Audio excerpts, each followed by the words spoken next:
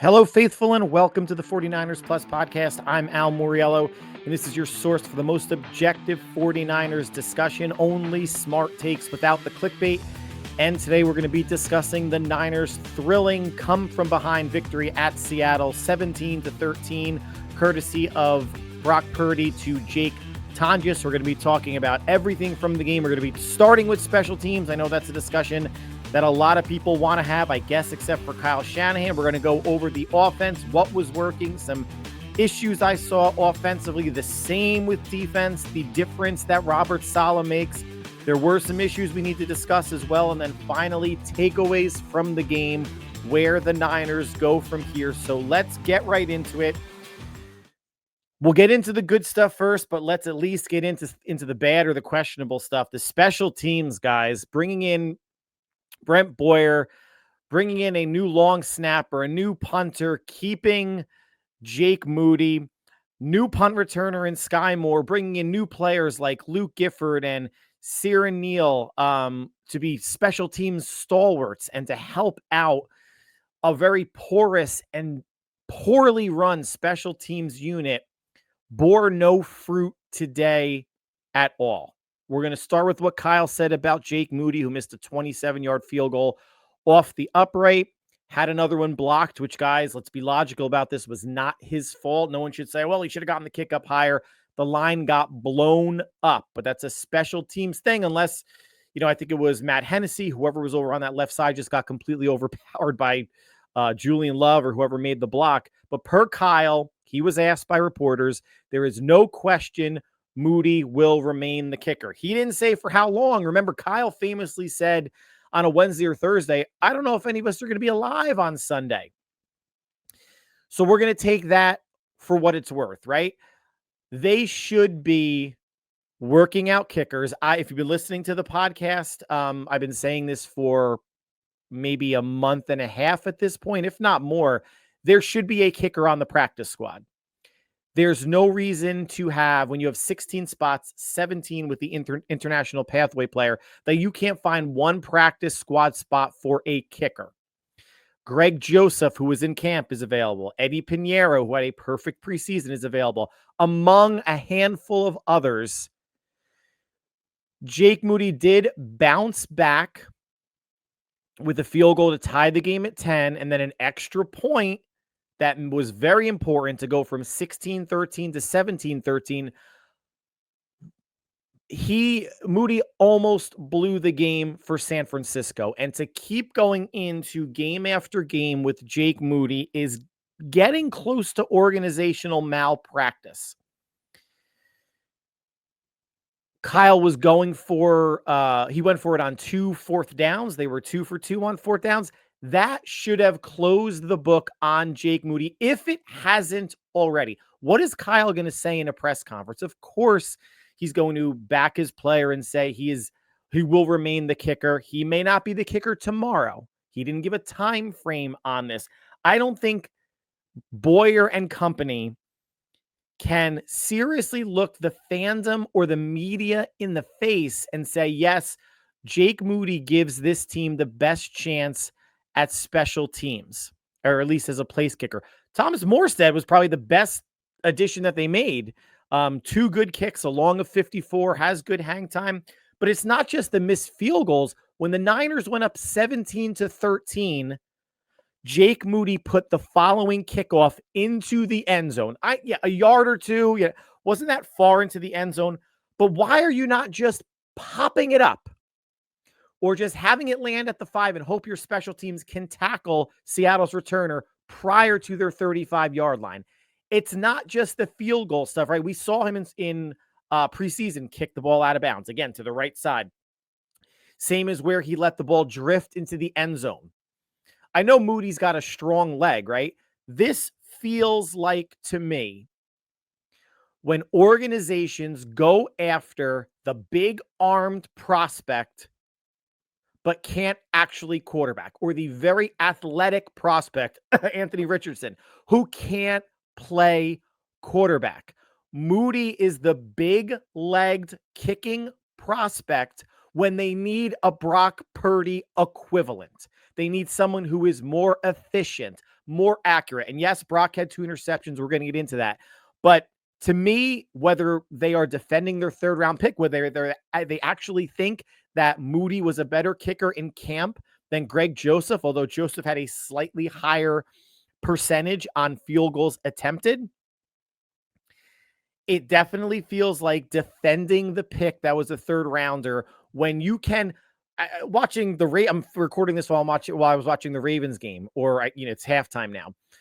I couldn't even tell you who the Ravens kicker is. They just found him off the scrap heap. I don't know if they drafted him or an undrafted rookie free agent after Justin Tucker got released. He's nailing 54-yarders. He's perfect on the day. Brandon Aubrey from the Dallas Cowboys. You can find kickers. You don't need to spend a third-round pick on a kicker or even a punter for that matter.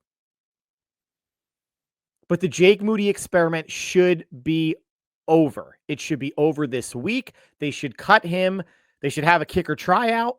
And whoever wins that tryout, they cut Moody or they put that kicker on the practice squad, something needs to be done. I think we are all in agreement on that. Shout out to Sky Moore. Again, no great shakes, wasn't fantastic. 4 returns for 39 yards, about 10 yards per punt return. He did have the one line drive punt that as he was running up, he fumbled it basically to himself and out of bounds. Not going to hold that against him, basically because the Seahawks didn't recover it. Looks similar to Jacob Cowing, right? And hopefully Sky Moore is someone, if he gets 3 or 4 or 5 returns every game, gets more acclimated. Only had 14 punt returns, his first 2 years with Kansas City. And remember, last year was on IR for most of the year. I still don't understand the special teams outlook now. Historically, fielding a punt inside the 10-yard line was a no-no. The Niners did it all last season. Brent Boyer allowed Sky Moore to field a punt inside maybe the 7. Just let it go. I don't understand. And yes, us Niner fans watching it are all snake bit in terms of how bad the special teams has been the past couple of years. I don't understand how it felt like the rule of do not field a punt inside the 10 no longer applies to this team. And I'm not watching enough football beyond the Niners really anymore to see if other teams are doing it.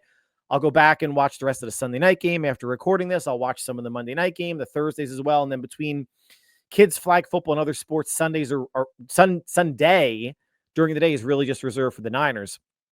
So special teams, Morstead, thumbs up. Sky Moore, thumbs sideways or maybe at a 45-degree angle. And then obviously the kicking unit with Jake Moody, thumbs down. All right, let's get into the offense. Wasn't spectacular, wasn't pretty, maybe it was efficient, but it wasn't perfect by any means. 384 total yards. They did have 10 more first downs than Seattle, 24-14. Obviously, that has something to do with the Niners defense, which we're going to talk about. The Niners were 7 for 14 converting third downs, 50%. That's awesome. 2 for 2 on fourth downs, even more awesome. Turnovers, 2 apiece, 2 picks by Brock, 2 fumbles by the Seahawks. The time of possession battle, 38 minutes for San Francisco, 22 minutes only for Seattle. This is a game the Niners should have won by more. Not just they won by 4, more than 7 points. If you want to put that, 3 on the board that Moody clanked off the upright. They dominated Seattle. As a whole, they dominated the Seahawks the way the Seahawks dominated the Niners offensive line. We're going to get into that.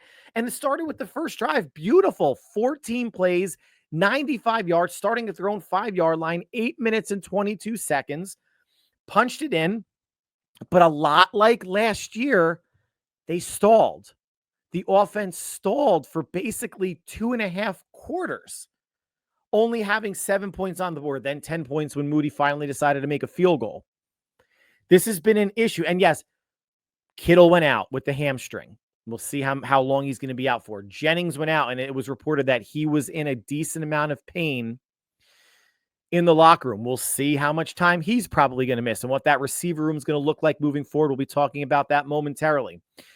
The offense stalling. And yeah, I know this is the whole Kyle scripting the first 15 to 20 plays, and they ran 14 plays that first drive. So once the script was done, the Niners didn't have as much of an answer for Seattle's defense as maybe as we saw on the first drive by far. Oh, again, 16-minute advantage in time of possession, 50% on third downs, got both fourth downs. They should have dominated Seattle. By dominate, I mean they should have won by more than 10. Right? They should have won by more than 10. And I should have led with this. I'm sorry, I should have led with this. You're welcome for picking Seattle. You're welcome. This is the fourth straight year I picked Seattle to beat the Niners at home. Fourth straight year where the Niners have gotten a victory. I'm telling you right now, I'm picking Seattle now to beat San Francisco in Seattle next year. I don't know when the game is. I don't care when the game is. I'm going to keep doing it until I'm proven wrong. I still had that feeling in my stomach that the new pieces on defense weren't going to be ready. The offense, obviously, you're missing two of your top four receivers in Ayuk and Demarcus Robinson. Then Kittle goes out and Jennings goes out. A lot of weapons were out for Purdy. And I don't want to, it might be unfair to say he carried the team in the fourth quarter because he did throw an interception in the fourth quarter. Let's not forget that. But he was 6 of 6 on the last drive and threw a 50-50 ball to Jake Tonjes covered by Reek Woolen in the back right corner of the end zone. That was an iffy throw. Listen, it's a 50-50 ball. It's an iffy throw. Jake Tonjes made a play on the ball. Unlike Ricky Pearsall, when that corner route that Brock threw to Pearsall basically in double coverage, even Kyle said it in the press conference, that's got to be offensive pass interference. Don't even go for the ball. Just pull the guy down. The hell with it. Anything's better than a pick, right?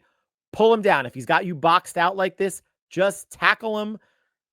I mean, there was someone behind Pearsall, so the ball might have floated to somebody else, but he's got to do more than attempt to make a catch when he was in no position to catch the ball, if that makes sense. So if he throws by Purdy, was it the Purdy hero ball? We saw him in the first quarter jumping and trying to fit a ball into Brian Robinson, a little behind him.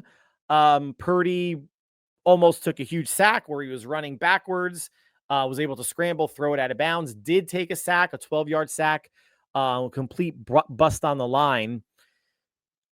He was efficient and big time when he needed to be that last drive. The 2 interceptions, got to clean up. Don't want to do too much. He's got to play beyond taking what the defense gives him and be a bit aggressive. But the interceptions weren't great. And in the first one, you heard on the breakdown from Greg Olsen that since McCaffrey was in to pick up the blitz, there was no outlet. And Purdy tried to layer a throw over the linebacker to Jennings, who just got deeper. And it's not like he threw it in the player's breadbasket. He went up for it. Made a nice play. Sometimes you tip the cap and you say nice play or better play than on the defensive side than what the offense was putting out. But on the day, Brock, 277 through the air, 74% completions, a 92 rating. And like I said, 6 for 6 on the money game-winning drive. And obviously the defense had to hold on at the end. Christian McCaffrey, watching the game, you saw how much Brian Robinson was in. And you're like, all right, this 1-2 punch you saw even in the first drive. McCaffrey was in until about midfield. Then Brian Robinson came in for a couple plays. And then I think McCaffrey was in, on the play where Purdy threw that out to Kittle for the touchdown. So you're watching the game. I'm like, this split is feeling pretty good. The way they're using Robinson, obviously they've acquired him a couple of weeks ago, doesn't know the whole offense, but knew the game plan against Seattle. Was feeling pretty good. You look at the stat sheet, just for touches, McCaffrey, 31 total touches, 22 rushes on the ground for 69 yards, 9 receptions for 73. Robinson, 9 rushes for 33, 1 catch for 4. So 31 touches to 10 touches. We're not going to say that should be, 20-20 or 21-20, but it felt more equitable watching it than seeing the stat sheet afterwards. As a team, they got to the magic number rush-wise, guys, right? 36 rushes for 119 yards, only a 3.3 average, but volume mattered. sticking with the run, except once I'm going to get into my issues momentarily, sticking with the run throughout the game mattered. It hurt the 49ers in certain areas like the red zone, but they ran it 36 times. They threw it 35 times, and they needed to throw because, let's be honest, I don't want to say the majority of the game, but it felt like the majority of the game, the Seahawks D-line was blowing up the Niners offensive line. McCaffrey had some nice, a handful of nice runs. Brian Robinson had a couple nice runs, but the completely blowing up the line, getting in the backfield, great penetration by the Seahawks D-line.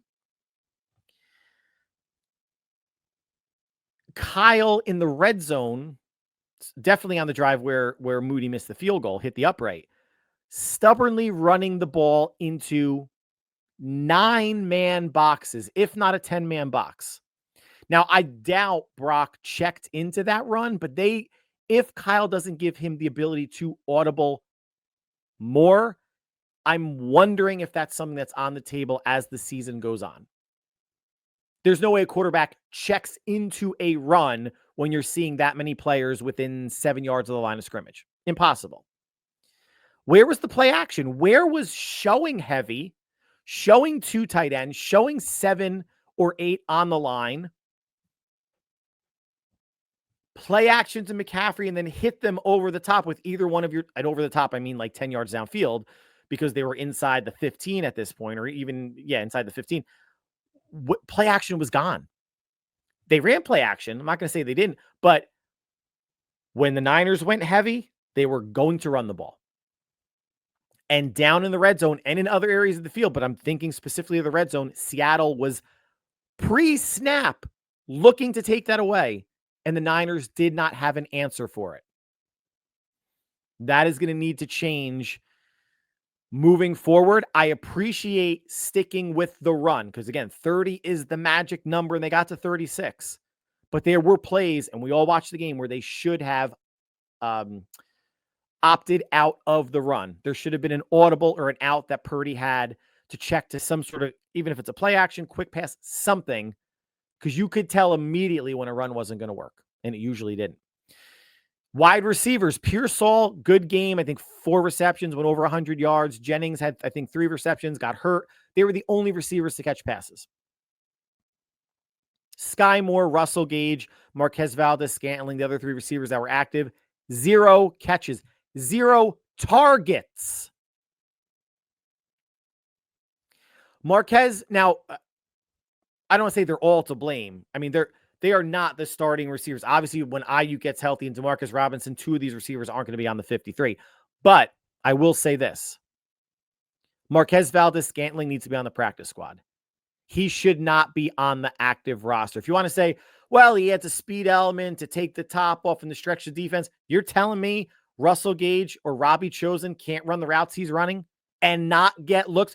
You're telling me if Robbie Chosen was in instead of Marquez Valdez-Scantling, he would have gotten no targets as well? A more seasoned player still has speed, better route runner, better hands. That Robbie Chosen wouldn't have made more of an impact than Marquez Valdez-Scantling. Now, the Russell Gage lack of an impact, if we want to chalk this up to he's coming off a sprained knee, I think that was the reason why he was released and MVS was promoted to the active roster, and then Gage was signed to the practice squad. He was having a great training camp and some pretty good preseason games. For him to disappear too, Seattle's strength of the defense is the secondary. Today, it looked like the D-line. They only got to Purdy once, and the Niners only had 1 sack. We're going to get into defense in a minute. Russell Gage or Robbie Chosen needs to be completely promoted to the active roster. They need to release Marquez Valdez-Scantling and put him back on the practice squad. He offers nothing as a diverse wide receiver that can attack at multiple levels. Gage and Chosen are more experienced. They might not have the speed element, but what does speed matter if you have no hands and the quarterback's not looking at you anyway? You can't convince me that if MVS is running a post or a go to clear out, if he's running a clear out route, anybody can run a clear out route. I could, 20 years ago, when I was quicker to maybe push the defense back. But if MVS is going to give you nothing else, honestly, and this is not a knee-jerk reaction, I didn't like the signing when they did it. I didn't like him replacing Russell Gage. I don't like him as the replacement for Robbie Chosen. He's got to be on the practice squad. Now let's talk defense. The Robert Saleh difference in full effect. Defense didn't blitz a whole lot. They were somewhat effective when they did, but they didn't get, consistent pressure on Darnold. I'm going to get into that in a minute or two. But the difference on the sideline, the energy, it was so great to see the celebration between he and Kyle at the end of the game. How much, and nothing against any of the other defensive coordinators, but the energy difference, you hear it from the players. It's tangible. It's palpable what he brings. And then schematically what he brings compared to Nick Sorensen, who brought nothing, and the D coordinator during the Super Bowl run. It is there seemed to be more things happening throughout every level of the defense, D-line, linebackers, and secondary, than what we saw previously. And the Niners were all gas, no brakes. They held the Seahawks to 230 total yards of offense. Sam Darnold did not go over 100 passing yards until late in the fourth quarter. I said on last week's podcast, what Darnold are we going to get? We're going to get the pumpkin from weeks 18 of last season and the playoff game at the Rams, where they dropped both of those games. Or we're going to get Sam Darnold weeks 1 through 17 with the Vikings. At least for one game, you got pumpkin Darnold. And the Seahawk offense, as you can see, is much different and not nearly as explosive as the Vikings offense. If you don't have a Justin Jefferson or a TJ Hawkinson or an Aaron Jones, now they have Jordan Mason, Jordan Addison. I know he's suspended. Completely different weapons when it's basically Jackson Smith and Jigba, an older Cooper Kupp, and nothing else in the passing game. JSN and Cooper Kupp were the only receivers to catch balls. JSN had a big game. Cooper Kupp, 2 receptions. No other receiver, Jake Bobos of the world, no other receiver caught a ball. 2 tight ends combined for 2 receptions for 7 yards. Held the passing game in check to about 150 yards. Seattle ran it. They had some volume too, right? 26 rushes, 26 for 84 and 1 touchdown, a 3.2 yards per carry average. So both run defenses came to play. Obviously, the Niners had 9 more carries, but the Niners only ran it at a 3.3 yard clip. The Seahawks ran it at a 3.2 yard clip. It's hard for me to say issues with the defense when they played this well, when they only allowed 13 points. If you were to tell me or anybody that the Niners are going to go up there and hold Seattle to 13, you would think they would win by at least 10, right? And the way they held them to 13, it's out there in, it's not just in points. You see it in yardage. You see it in time of possessions. You see it in third downs. I think the Seahawks were 3 of 9 or 3 of 10. So you're holding them to about 33% third downs. Every which way they could control the Seahawks, they did. The offense, Purdy's interceptions, red zone play calling, red zone runs, and of course special teams, were and injuries. Nobody wants to hear injuries, but are you telling me that if Jennings was healthier or played the whole game and Kittle didn't leave before halftime, that the offense might have been a bit more explosive? We'll never know. But this is an offense now. Brock in the second half, no number 1 wide receiver in Ayuk, no number 1 tight end, top 2 or 3 tight end in the league in Kittle, no Demarcus Robinson, and Juwan Jennings gets hurt and was out for roughly half the game. And the Niners still found a way to win. Purdy still put up 277, 74% completion percentage, and perfect 6 for 6 on the final drive. Defensively, the pass rush. I mean, Michael Williams on the stat sheet, no pressures, 1 tackle. Bryce Huff wasn't on the stat sheet at all, unless I completely missed it. Obviously, you had Bosa at the end, pushing the right tackle into Sam Darnold. Darnold's going to Darnold. He do what he do. Fumble. Bosa gets the recovery. Calling it like a strip sack is so generous since Bosa never made contact with Darnold at all. It was just the tackle being pushed into Darnold, forcing the fumble. We'll take it any way we can get it. But the pass rush, even dialing up some blitzes, they just weren't really getting home, right? It seemed like even with Darnold comfortable, he was bad. Below average. I want to say he's bad. I mean, the fumble, he didn't know the tackle was going to get pushed into him, right? Like, it is his fault in a way with, lack of pocket awareness, but didn't throw an interception. Wasn't throwing for big yards. Again, didn't go over 100 yards until the fourth quarter. And my other, if you want to call this an issue, it was amusing. I had last podcast. I really wondered if Chase Lucas was going to start at nickelback because he had such a great preseason, practiced, was healthy, and Upton Stout was coming off a calf injury. Now, there's going to be better days for the rookie. But Upton Stout gets called for a hold on Cooper Kupp on fourth down, which would have kept Seattle out of the end zone. And it was a play that was well overthrown. Now, Upton Stout might not realize that as he's trailing Kupp, but don't grab. They're always going to see an arm grab or especially a jersey grab from behind when it looks like you have a parachute coming off of your back. There will be better days for Upton Stout. Got beat on an out and up. And that might have been, the only couple of receptions that he allowed and a penalty, but the penalty was big. Penalty was fourth down, and Chase Lucas looked so good. I'm not saying or even advocating that Upton Stout should get benched. I'm not saying that. I'm just surprised that on the road, with how good Chase Lucas looked, that he did not get the nod. Two rookies started, Upton Stout at nickelback and Marquise Siegel at safety. Nick Martin at linebacker, inactive. The Niners elevated Curtis Robinson from the practice squad at linebacker, deactivated rookie third-round pick Nick Martin. Interesting. I'll just say interesting. It has nothing to do. Martin's not a bust, not anything, but he was inactive. Now, takeaways, guys. This game was a loss last year, meaning Niners hosting Seattle up 17-13. Geno Smith takes him down the field, scrambles in for a 20-17 Seahawk win. Thank God for Nick Bosa. Niners got the pressure exactly when they needed it.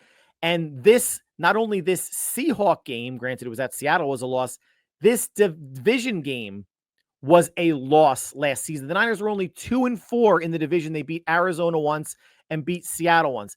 At Los Angeles, Moody misses a 50-plus yard field goal. Ronnie Bell drops a pass. They couldn't get out of their own way. And then the Rams beat him, I think, 12-6 in Santa Clara. The Niners had a bunch of one-loss games last season. And they might have a handful of one-loss games this season. But this game, the way it was going, the way it was tracking, right? Even though the defense was making stops, the offense couldn't crack the code to get into the end zone until about, a little under 2 minutes to go. Is that the Robert Saleh difference? Is that Christian McCaffrey being on the field? Maybe, but all I know is McCaffrey was on the field, Saleh was on the sidelines, but Kittle was on the sideline, Jennings was on the sideline, Ayuk was on the sidelines, and Demarcus Robinson was on the sideline. The Niners, I said before, they should have won this game by 10 plus. Obviously, the turnovers were a wash, right? 2 picks by Brock, 2 fumbles by Seattle, at least in terms of numerically. Missed field goal by Moody. Everything, watching the game, it just felt like, even when the Niners were down 10-7 at halftime, like, well, the Niners have really controlled this game.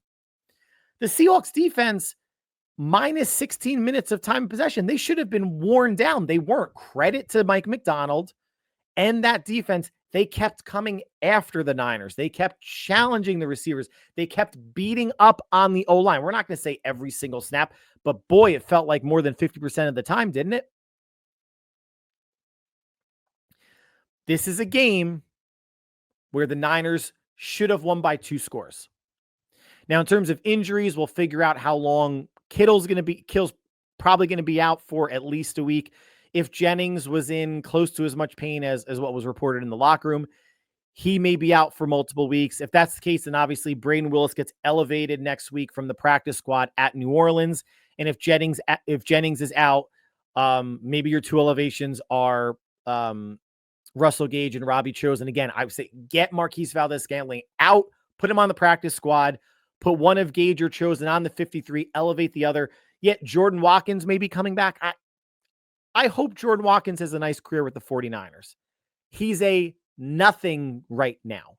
He's a rookie. To me, if I was Kyle, I would want more veterans out on the field at receiver to help Purdy out. Oh, Watkins is fast and da-da-da. I don't care. If he doesn't know the offense as much as some of the other players and hasn't played as much NFL football as some of the other players, keep him inactive. I'm sure he's going to get healthier. And if he plays against New Orleans, that's great. I would rather him not. Give me Gage and Chosen.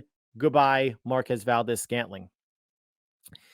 Take away the defense was impressive, especially the run defense. The run D did not look good in the preseason, and Seattle's run offense did look good. And again, it's the preseason. Sometimes you're playing up against, second, third, fourth stringers, players that were only, in a training camp roster. We're going to be out of the league as of, beginning of September.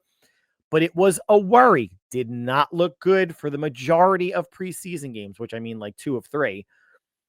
And Seattle, under Clint Kubiak, the offensive coordinator, you saw it right from the jump. They were making a commitment to run the ball. The Niners did not look good in the first quarter. They didn't. More than up to the task, holding Seattle under 100 yards and 3.2 yards per carry, 26 for 84. We talked about it at the jump, but it's a takeaway. Special teams is still a problem. Morstead had a nice day punting, but we saw what happened with Moody, Sky Moore, and Jacob Cowing right now. Comparable, you're getting maybe 7 to 10 yards a return. Just hold on to the ball. Special teams is still a work in progress. And I'm not buying Kyle for a second. Like, we only went for it on 4th down because it was 4th and short. Not going to sell me on that one, Kyle. You got the 4th downs, then you crapped out maybe later on in the drive, but you were not going to let Moody kick a 40, 45 plus yarder. That's the first time you went for it on 4th down. And that was the drive when he ultimately did get blocked later on in the drive. I'm not buying it. And I don't know what the money line is on Vegas for the odds of Moody getting released this week.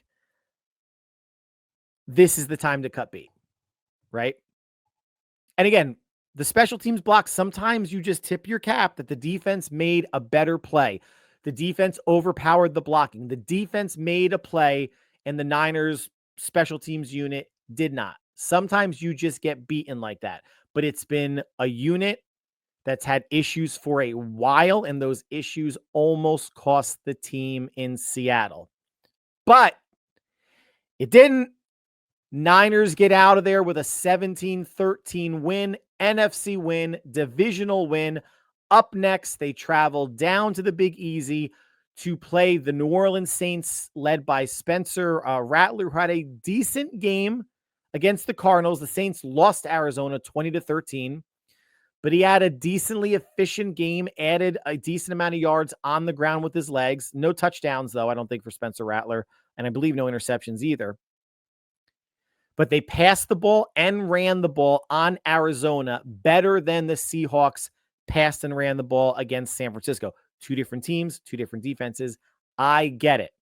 But this is a game where, and I don't want to say this to curse anything, this is a very winnable game, right? The Niners are going to be favored no matter who's playing, not hurt, not whatever, meaning Kittle should sit out this game. Jennings should sit out this game. Marquez Valdes-Scantling should sit out this game on the practice squad. The Saints don't have enough going on, I don't think, to beat the 49ers. Now, New Orleans is going to be the same type of atmosphere as Seattle. Loud. It's a dome. It might be even louder. the Saints have some playmakers in Chris Olave and Alvin Kamara, Juwan Johnson at tight end, and they still have some players on defense. And New Orleans is a tough place to play. But this is a very winnable game.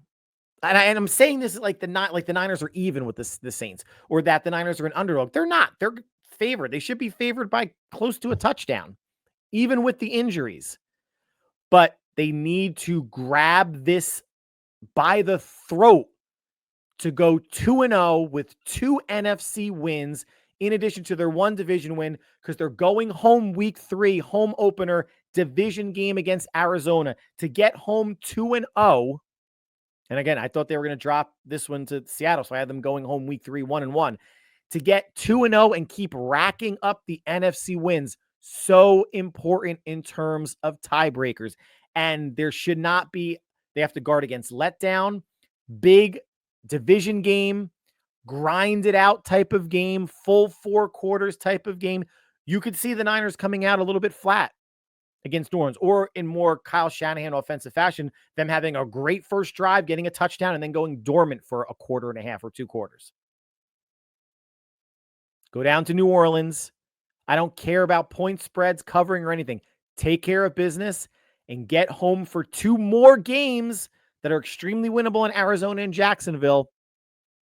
But we'll talk about the Saints more mid this week, either Wednesday or Thursday. But the Niners kick off the 2025 campaign with a 17-13 victory in Seattle. It wasn't easy, and that might be the theme of this year. Some of these games where it looks like the Niners are in firm control may have us, on our tippy toes, or clenching our sphincters, biting nails, whatever, cursing up a blue streak, whatever it may be, up until the final whistle. I want to thank you guys. That concludes the podcast. Thank you for taking time, making us part of your listening and viewing routine. Hope you're enjoying the Sunday night game, or have enjoyed it if you are listening and watching later on. Monday night, the Bears and Vikings. Whatever you guys are doing between now and when we speak again on Wednesday or Thursday, guys, stay happy, healthy, and safe. Niners are 1-0. Fuck the Seahawks. Heading on to week 2. Take care, all.